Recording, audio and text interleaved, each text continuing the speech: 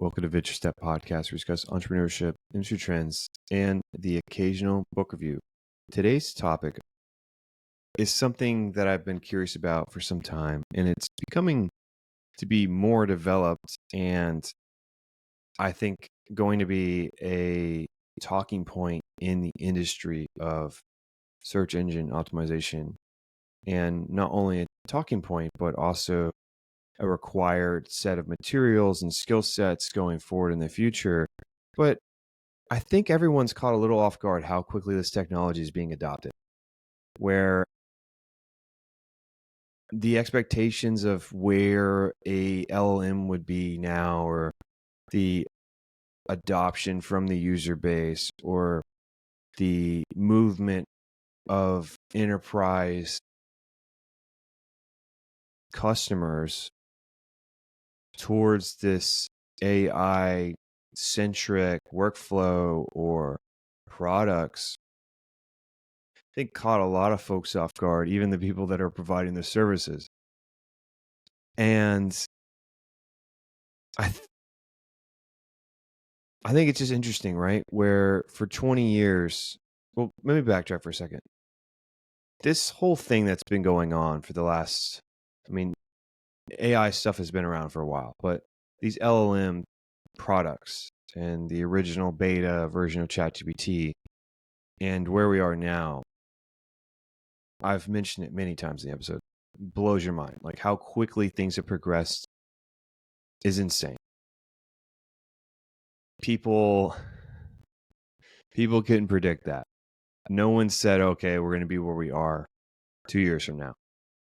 People are like, oh, this stuff's going to take 10 years. And then we're there in 6 months somehow with some massive breakthrough. Or there's just a lot of limitations that people had on their assumptions. And those limitations were broken through these just focused outputs or focused inputs to get an optimized output.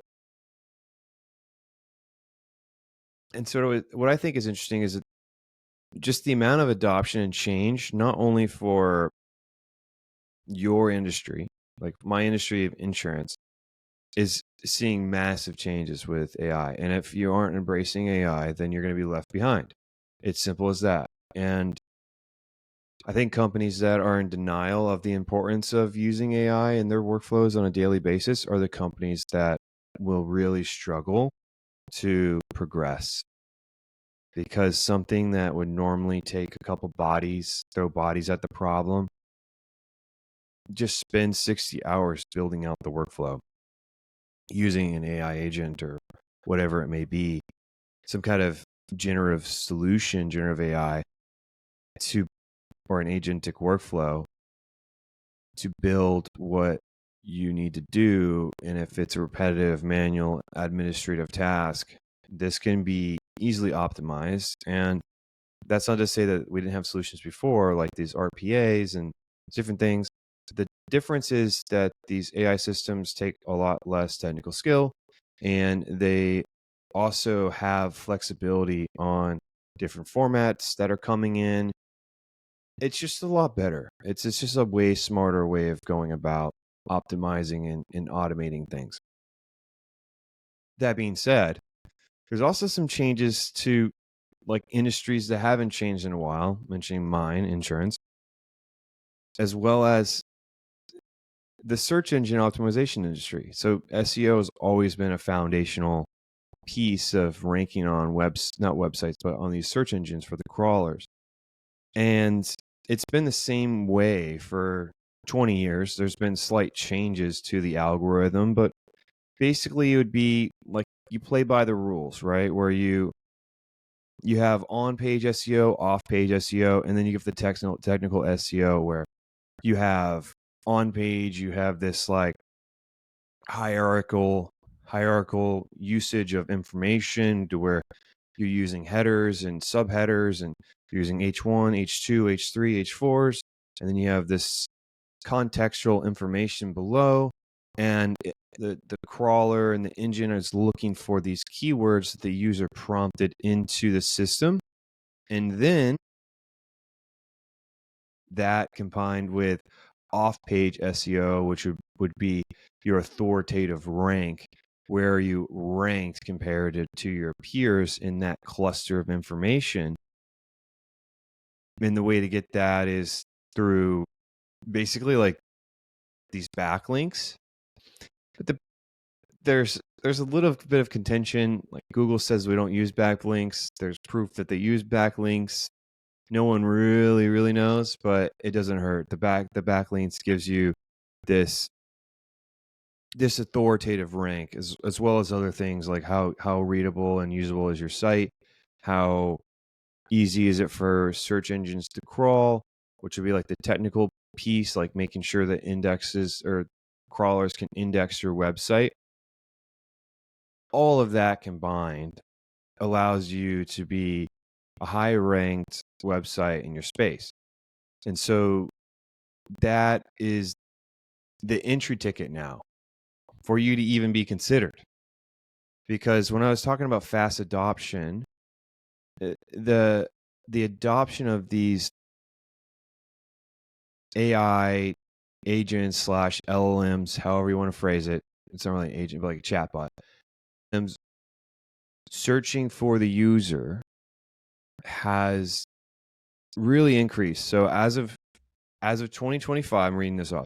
As of 2025, 52% of U.S. adults reported having used an LLM, signaling mainstream awareness. Critically, 2/3 of these users report using them like search engines for information retrieval, indicating a direct substitution for traditional search habits.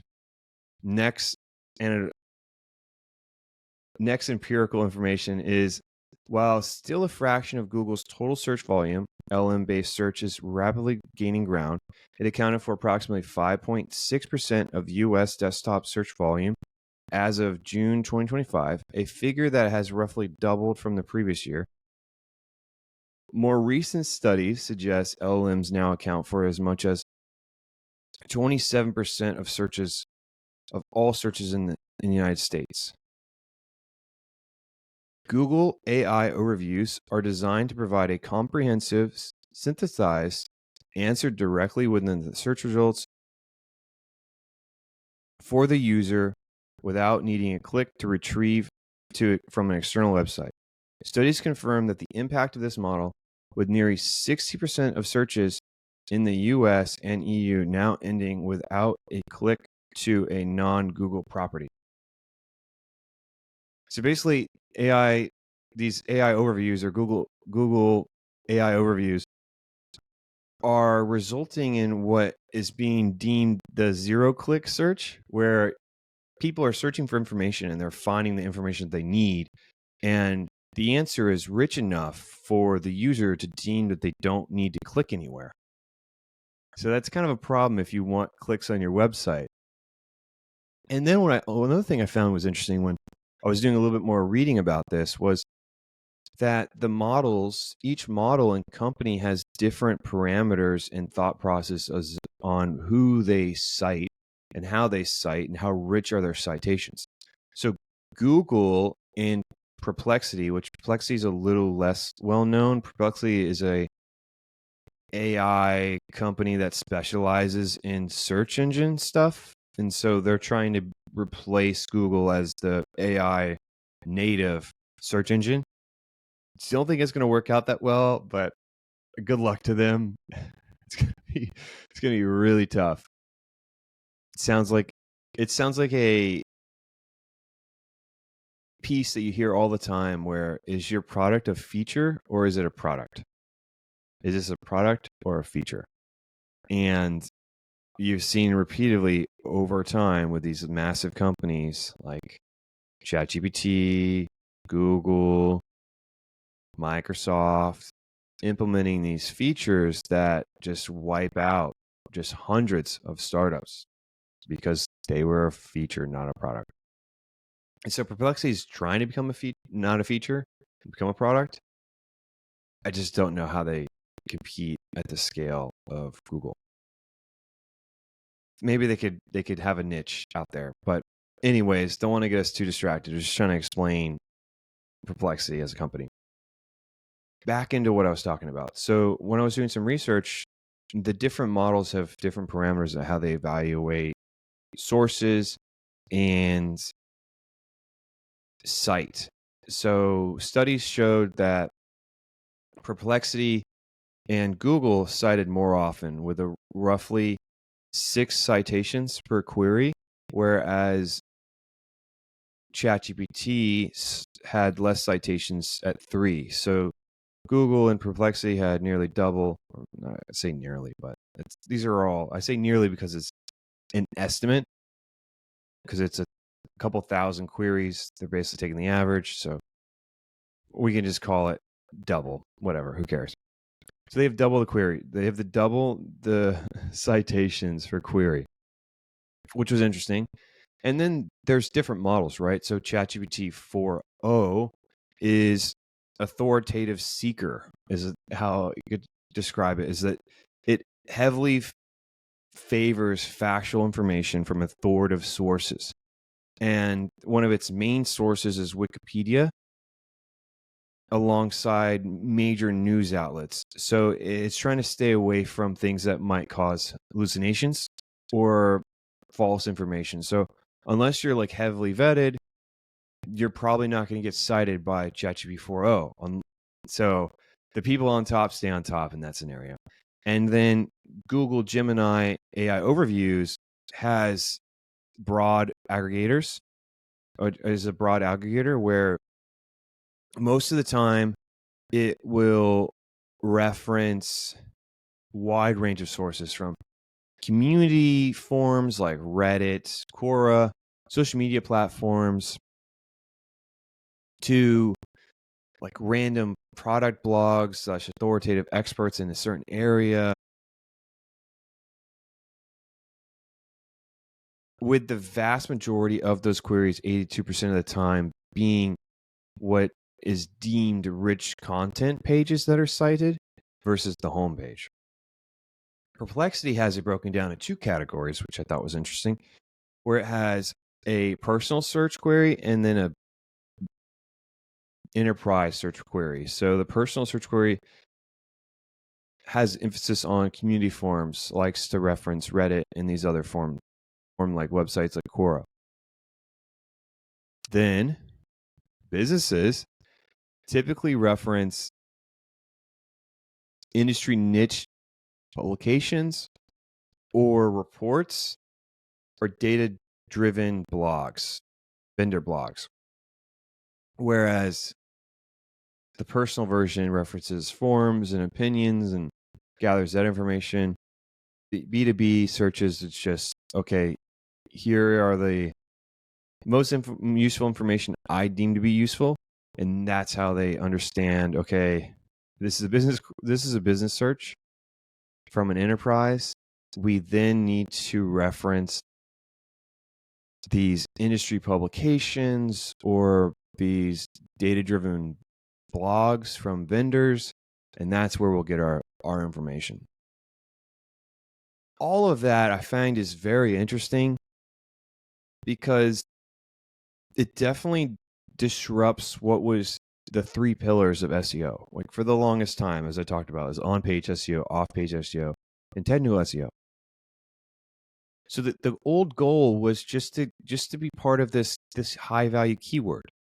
And so you'd have these high-value keywords that you would try to get authority in. And by doing that, you'd have to identify the low-value keywords and avoid those. And then you'd have to see what the high cost per click keywords were and then use those in your site. But also, there's a lot of people paying for those, so they're very competitive. So you'd also have to attack the medium and the lows and then slowly gain your authority, and hopefully you're ranking naturally for high value keywords that are expensive. So as I mentioned, there's just like cracks in the foundation where this AI is synthesizing this information where the user is no longer clicking on the site. And if you ask questions, it surfaces things either with a mention, like a direct mention in the query, or a reference. And these things will look a little differently depending on which app you're using. But if you ask a question like, what are the best shoes for running? It might tell you brands, or it might give you a direct link. Like, here are the top 25 shoes for 2024 or 2023 or whatever. They might reference some random year, and you'll have to tell it like, hey, I actually need for 2025. But I'm saying that because I recently happened to me. I was so sad. I was devastated. But in certain scenarios, like ChatGPT or Perplexity, they'll have the actual like link to the website, and it's kind of like a shopping square where you just click on it, like a what is it? A product card. It's a product card, like if you would see on a website, and it's similar for other sites. But I think that a mention or reference is more valuable in certain scenarios. To whereas if you're referencing for like shopping, like if you're trying to buy something, I think a reference would be better, right? Whereas you'd want to rank for both, but I think in certain scenarios, a reference or a mention might be more useful. Okay. So we have defined SEO, right? We have defined that, or we have not defined, but we've illustrated that there are some serious growth trends for these LLMs. We are almost reaching critical adoption in the United States. There is citations stating that majority of user queries end with no clicks to the actual website. So this seems to be a paradigm shift where you're no longer optimizing for the user. What you're really optimizing for is for the engine, the machine, the AI machine. Oh, hell, the machines. Oh, man, I crack myself up sometimes. But in all seriousness, you're optimizing for the machine now. You always were optimizing for the machine at one point, right? Like for the crawler, or for the technical pieces, making sure your website can be indexed and all these other things. But now it's integral that the machine is first and foremost. And that makes a difference where you're trying to become the foundational source of truth for AI, not for a human. Because for you to get in front of a human, you've got to pass the vibe check of the AI. And if you don't pass the guidelines, parameters of what the AI is looking for, then you'll never get referenced and you'll never get mentioned. And if 60+% of people aren't even clicking a website, then your outcome is pretty slim. It's pretty low. And that's a grim thing to think about. So what you really need to optimize for the machine. I like to say it like that because it's so funny in this episode. So the machine. So there's this shift, right? Clearly defined. It's there. You know, people that have started using LLM, like your grandma's probably using LLMs. My Nana does sewing stuff with LLMs where she asks it to build designs and help measure different things and make blueprints. And obviously she had somebody cool in her corner, but I just told her what websites they use and gave her some examples, and she just went off and ran with it. Like, she doesn't need much help. It's self-explanatory. She's very technical though, so like she's kind of a beast when it comes to computers and phones and stuff compared to her peer group. She's a beast. Okay, so now we reach this tipping point. This isn't a trend. This is a complete change in customer attitude and perceptions and usage of how they're behaving. And recent studies show that like it's massive. It's there, and it's not going to decrease in usage. right? This AI overview piece is here to stay. That's very clear. So then what do we do in this zero-click world? When we're in this zero-click world, how do you become relevant if relevancy is determined by the machine? Well, you got to start optimizing for the machine. So what is that called? That's called Generative Engine Optimization. So generative engine optimization is optimizing for the machine, but there's a couple things that you need to do, like I guess key tactics. And this is still developing, so it's not a for sure thing, right? Like it's advice and studies and experiments, but this could change on the flip of a coin. And 2 months from now, when they do these massive updates on the models, and then this could all change. Who knows?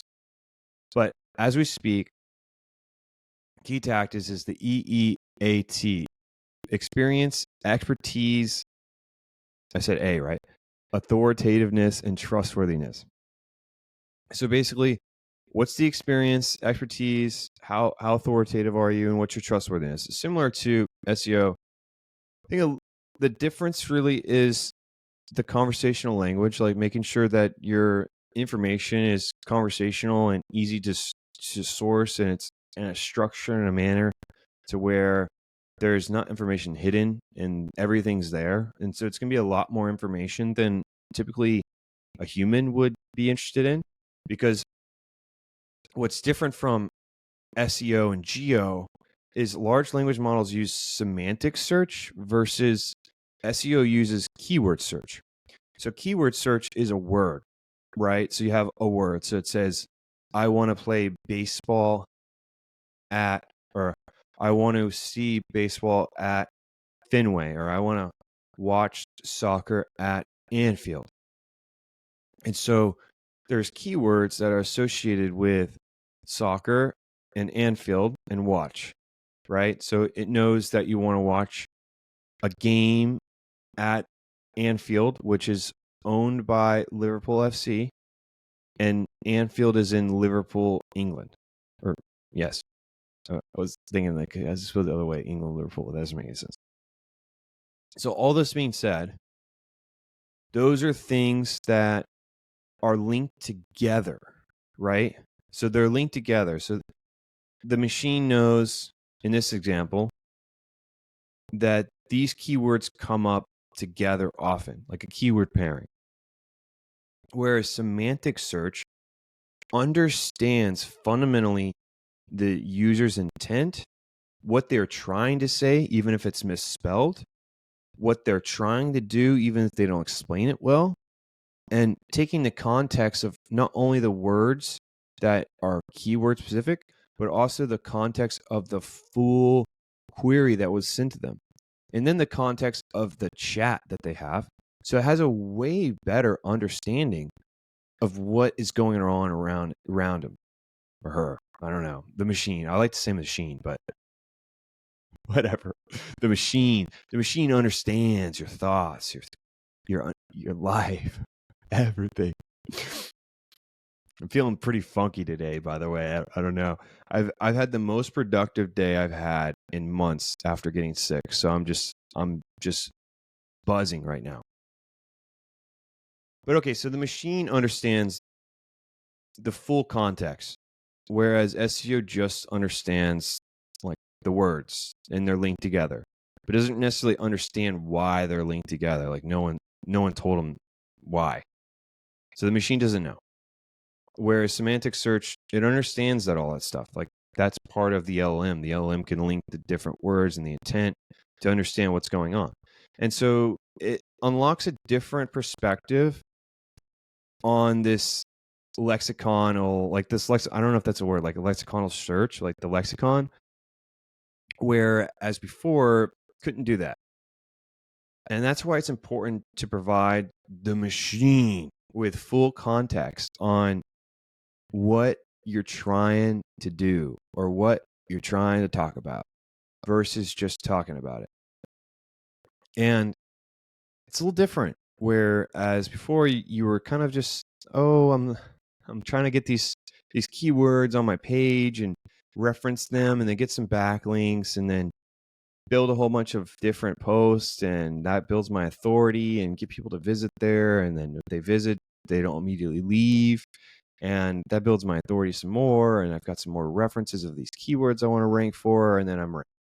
Whereas this is, you need to provide useful information that has all of the context that the LLM is interested in, and then they need to have a little bit more context on what's on the page. Like you can't just list out stuff. Like it has to be made in a way that is structured and the machine can understand, reference, and compile your information on your page. So the next piece it's kind of part of the zero-click era is this Agentic AI optimization, AAIO.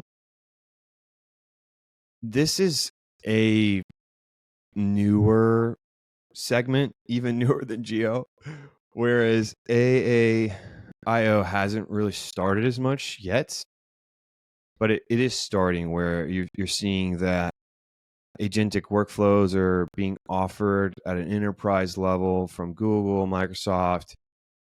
OpenAI has some stuff that they offer at the enterprise level with their Ultra, or they don't have Ultra.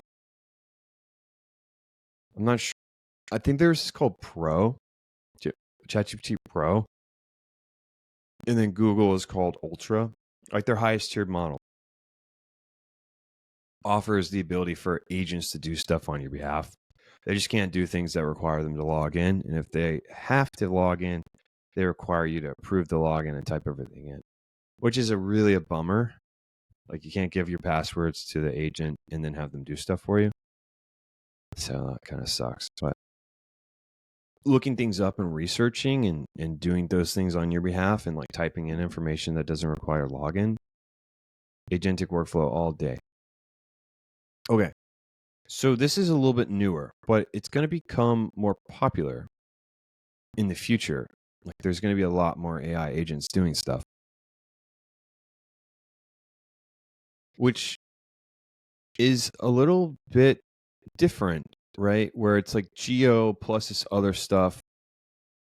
I'm not as familiar with it because it doesn't really exist. I mean, it exists, but not built out as much as Geo is. And all of these things are rather new. But they're stating, and what I was reading is this deep schema markup, actual micro content, and then APIs for your agent to reference the content, which would be interesting. Like, why wouldn't it just go to the website? And then hierarchical information, which makes sense. So the way that I was reading it is, I think the biggest one would be this schema markup and then this hierarchical SEO. So think about an agent as a person. And so if you go to a website and your website's just misorganized, can't find anything, search doesn't work, you know, really is going on. Agent's not going to know either. Sorry to tell you.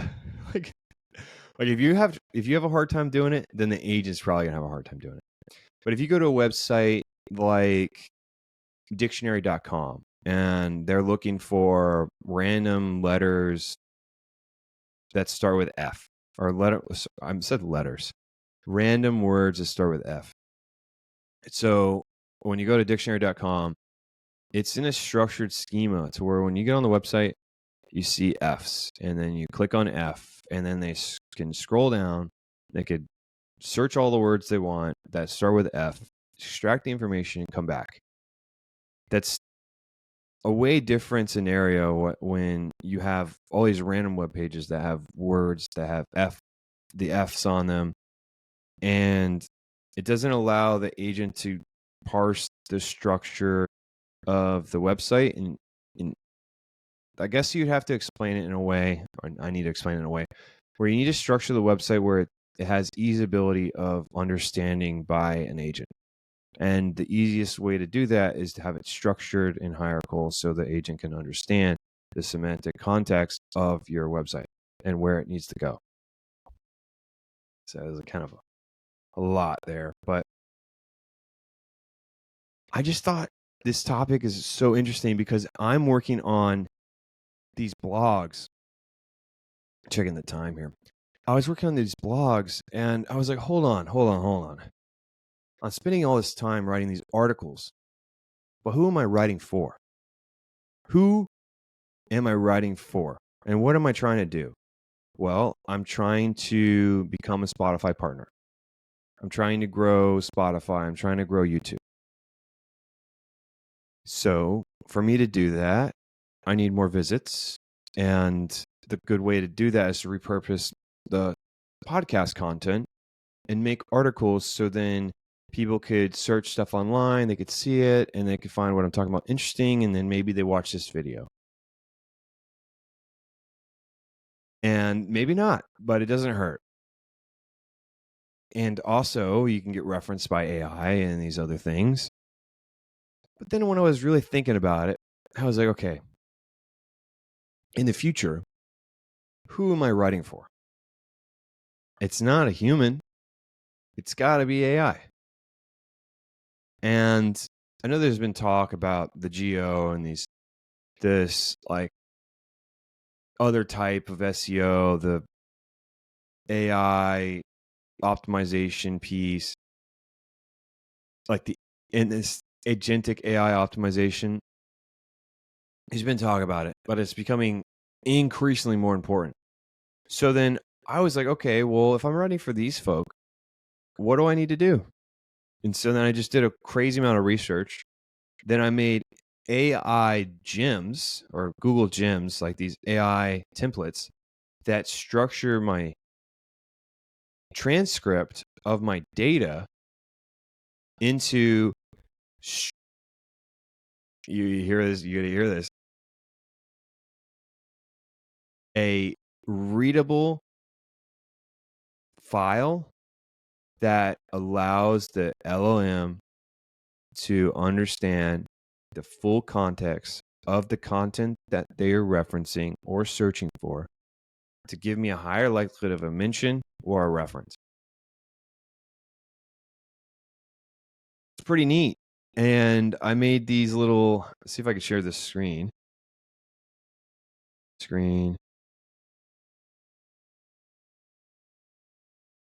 That's kind of a bummer. I can't share that screen. Huh. All right, well, we'll do it anyways. I'll just have to share my window. So I'll share everything with you. So let's do this. Oh, wait, I can share. Cool. That's pretty sweet. All right, never mind. I take that back. Okay. So these are my little gems that I have. I like Google. I like OpenAI. I lean more towards Google. I switch back and forth. But for gems or these templated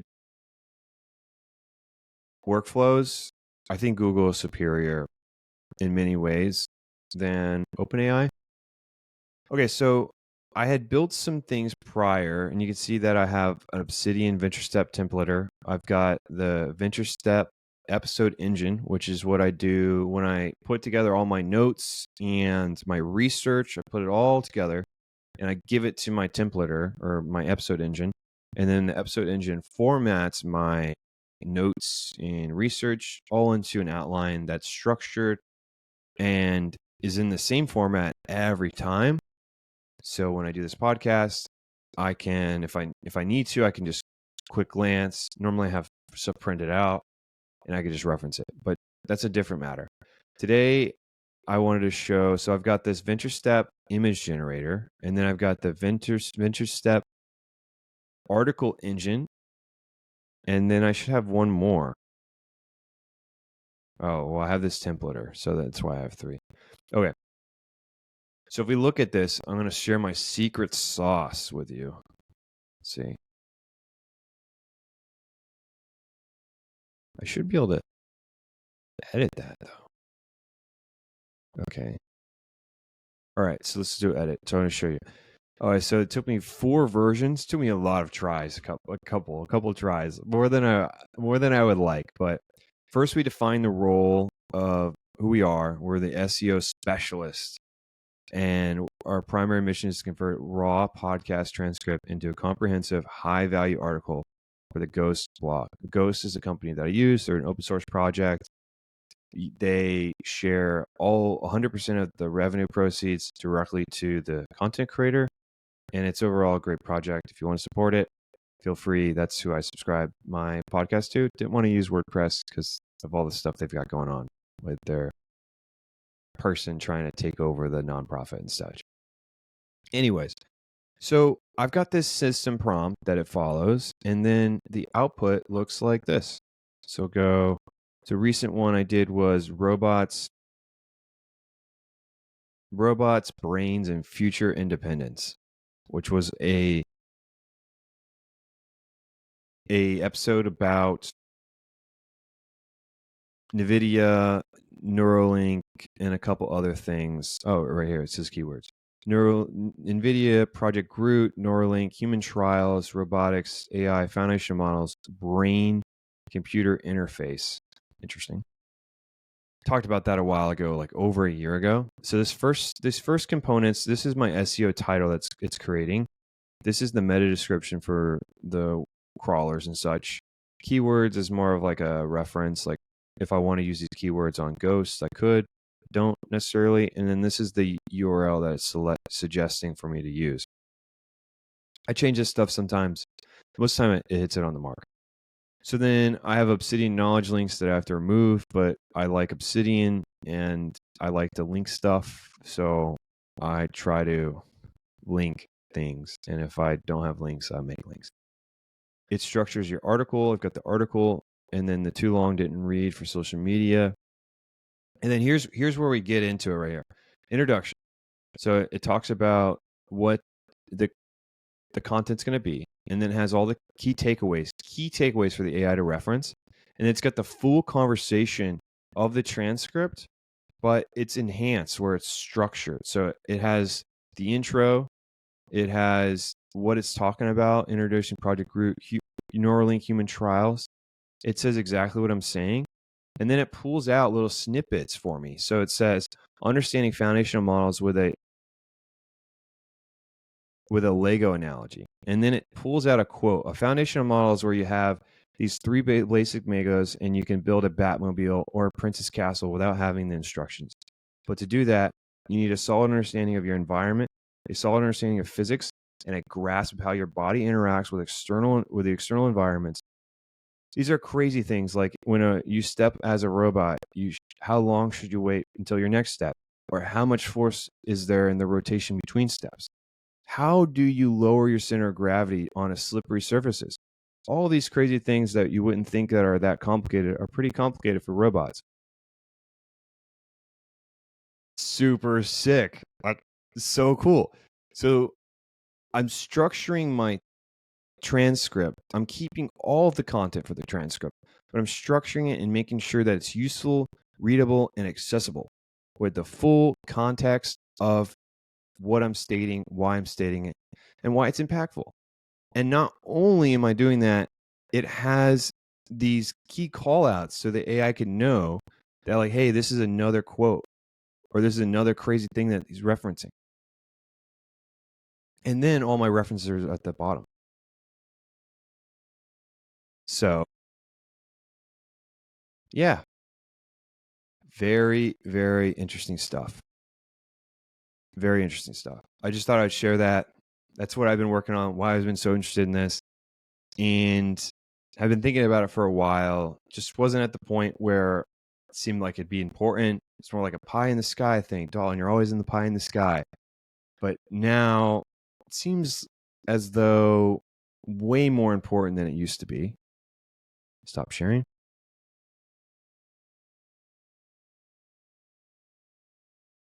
Which is a way different structure than what you're used to when you're looking at these articles. Whereas an article is more traditional, it's got these hierarchies, and then it's got some information. Where this is like 5,000 words of just very dense material that has structure to it, but it's not meant for humans. It's meant for the machine. All hail the machine. But that being said, I really hope that you enjoyed this episode. Bringing the energy, trying to get a guest on the show for next week. Would love for Luke to get on the show and talk about how AI is influencing his industry. I think that would be very related to this content right now. But of course, wherever you are in this world, have a good afternoon, a good evening, and a good morning. Thanks for listening, and I'll see you next week. Goodbye.